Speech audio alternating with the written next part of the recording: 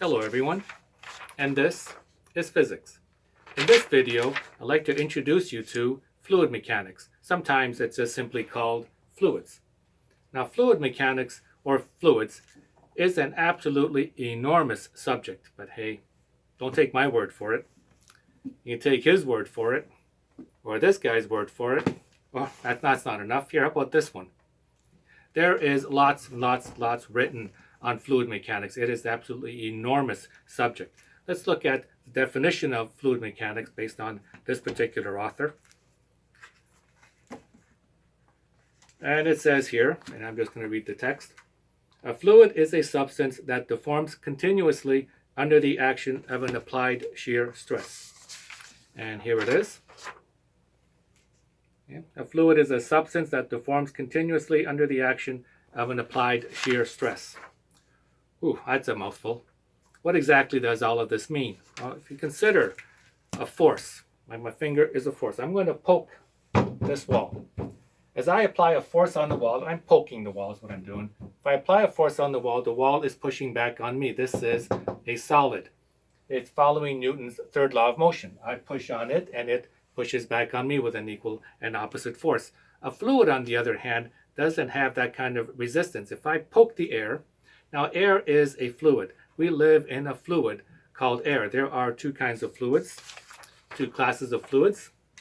One is a liquid and one is a gas. So air is a fluid. If I poke in the air, now the air is giving me very little resistance, unlike something that is solid. And that's what this means. And as I move my hand through the air, because air is a fluid, okay, it will deform continuously. The air moves out of the way is what it's doing. Okay, so air moves, deforms continuously. If I were to poke, take my finger and I poke into a glass of water, okay, or in the Lake Ontario or any other liquid, if I poke into it, my finger will go through that liquid. It offers very little resistance. And that's what this means right here. There's also other definitions or addition to this, the other definitions of a fluid, which such that if you pour a fluid into a container, take water and pour it into a glass, it will fill that glass, every single crevice of that glass, regardless of the shape of the glass. It will fill every single little crevice of that glass. Gases are also fluids. Take carbon dioxide. Carbon dioxide weighs more than air. It has higher density than air, I should say. If I were to pour a beaker of carbon dioxide into another beaker, regardless of the shape of that beaker, that carbon dioxide gas will take the shape of that new beaker. That are the two definitions of a fluid. I'd like to talk about density and why things float right now. So things float because they are less dense than the fluid than the item is resting in. I'm going to do a demonstration of that. I just need to put my textbooks away and do a little setup. Now, water is the most common fluid that we have, and the density of water is 1,000 kilograms per cubic meter at 4 degrees Celsius. Anything that is less dense than water, I'm going to use water as the liquid, anything that is less dense than water will float. If something is more dense than water, it will sink to the bottom. And the density of water, as I said earlier, is 1,000 kilograms per cubic meter. I'm going to talk about the units in a few minutes. And the density of olive oil is 917 kilograms per cubic meter, and the density of ice is 916.8 kilograms per cubic meter. Obviously, olive oil will float on top of water. Well, let's find out. Something that is less dense than water will float on water. And if I had another kind of solution, whatever liquid I may have, anything that's less dense than that particular liquid will float in that liquid. And that is the basic idea of why things float, based on density. I have here some water. I pour some water into this container. And an old, physics, the physicists, they like to ask this question: is this container empty? And most people will say, yes, it's empty. But then the physicists, the teachers generally will say, no, it's not empty. It's filled with air. Air is a fluid. It's filled with air. But okay, having said that, having my little bit of fun, here is some water. I'm going to pour some water into this container.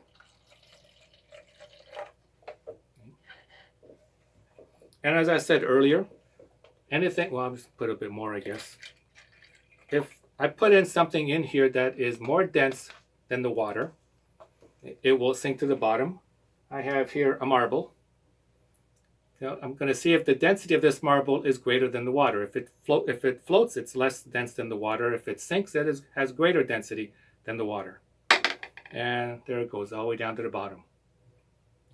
So that marble is more dense than the water. The greater the density, or greater density than the water, it will sink. If it has less density than the water, it will float. Consider, I have here a cork.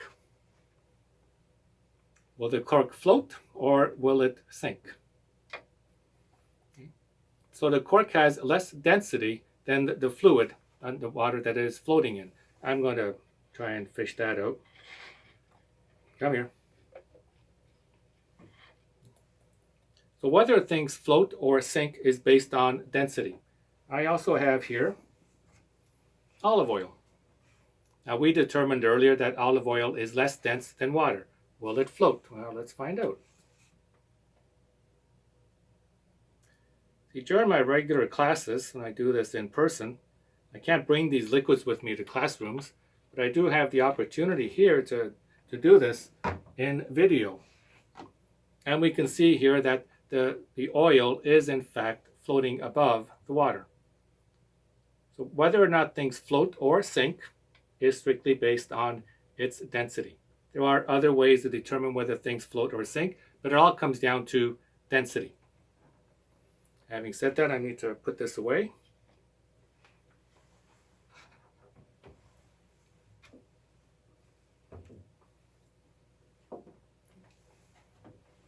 And let's have a look at the equation that's behind me for density.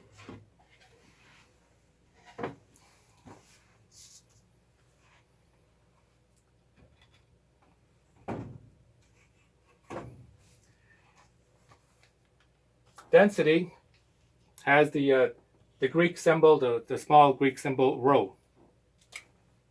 This is rho. Density is represented by the small letter rho. Rho is equal to, density equals mass divided by volume.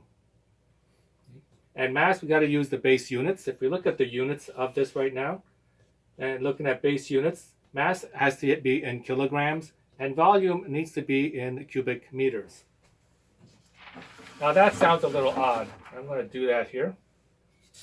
So the density of a material, regardless of what it is, we're going to talk fluids for this particular case right here.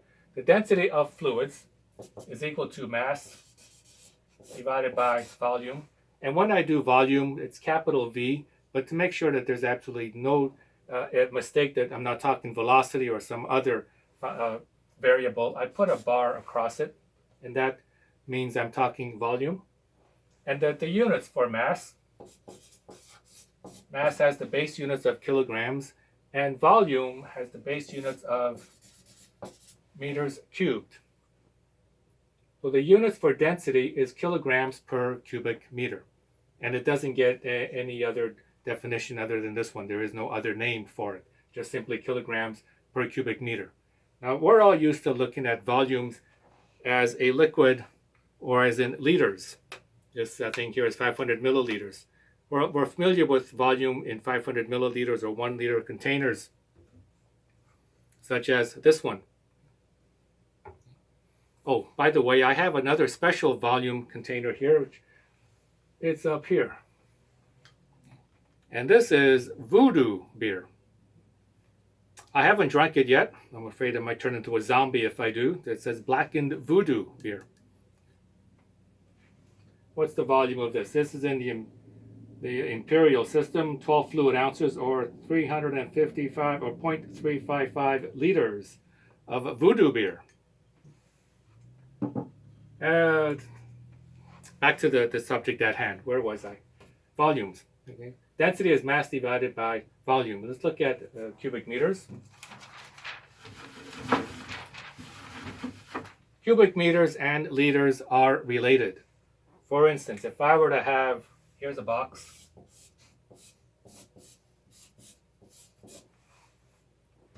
Here is a box, and each side here, it's a cube. Each side here is 1 meter. one meter width, 1 meter depth, 1 meter height. And their volume of this cube is equal to the length times the width times the height. And everything here is 1, and they're all in meters. If I take the volume of this, volume is equal to 1 meter times 1 meter times 1 meter. And that is equal to 1 cubic meter. Now, how is this related to the liter? Consider that same box that I have here, this cube, make it smaller. I'm going to go to 1 centimeter size rather than 1 meter, go 1 centimeter. It's a little smaller. And each side now is 1 centimeter.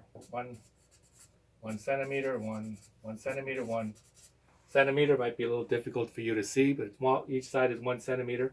And the volume of this smaller cube from this one going down to here is the same. Volume is equal to length times width times the height, and that's equal to 1 centimeter times 1 centimeter times 1 centimeter. And the volume of that little cube then is equal to 1 centimeter. 1 plus 1 plus 1 is 3. 1 cubic centimeter. I need a little bit more space, so I'm going to pull down the sheet a little bit.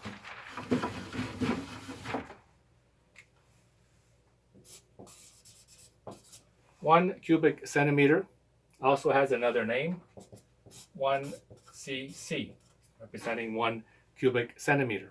For water, water at 4 degrees Celsius, if I were to take that little cube and I poured water into that little cube, that 1 centimeter cube that I had, pour water into it, the volume of that water, by definition, 1 cc of water at 4 degrees Celsius, is also known as 1 milliliter. Now we all know that 1 milliliter, or 1,000 milliliters I should say, 1,000 milliliters is equal to 1 liter. 1 liter. And if you work backwards, then the liter is related to the cubic meters. In physics, we still need to use the base units, and so we have to stay with cubic meters. And as you can see here, it is related to the liter, and you can do a conversion to liters if you need to. So density as the units, or the equation is mass divided by the volume, and the units is kilograms per cubic meter. And this is physics.